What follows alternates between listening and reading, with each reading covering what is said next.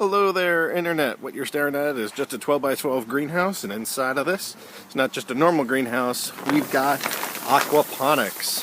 So what is this? Well, there's water underneath. There's about 1,000 gallons of water in all those different tubs down there, and there's actually some fish that are growing in the water. So you can see that there's little fishies, and then what ends up happening is that the fish water gets brought up into the grow bed, and the waste from the fish gets eaten by bacteria, and then you have all this nitrate waste that otherwise would have killed the fish.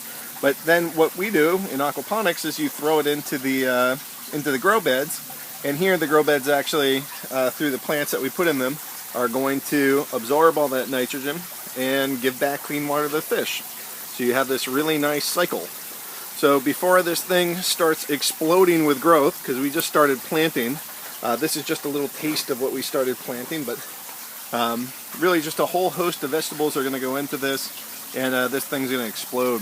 I mean, already it's late March, but you can start seeing some growth that's on the ends of this raspberry bush that survived the winter. I also have some other plants over here. Even my little garlic chives survived. We just planted the dill, and it should be pretty awesome. I had previously built a double bin composter, and that was a fun experiment. I don't think that I should keep it in here because I got too many bugs, but it was really convenient when I had just tons and tons of growth that I needed to get rid of. So this has been a project. It's certainly been an enormous amount of fun for me, very rewarding, and anybody that cares about growing things, I'd highly suggest it. It's just wasn't all that expensive. I found a guy nearby that had these bins for 20 bucks each.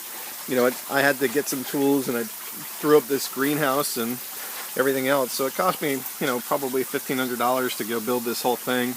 If I had known the design a little bit more ahead of time, I probably could have saved some more cash. But what I'm going to get out of this is just one of the most productive small acreages of land that I could possibly ask for.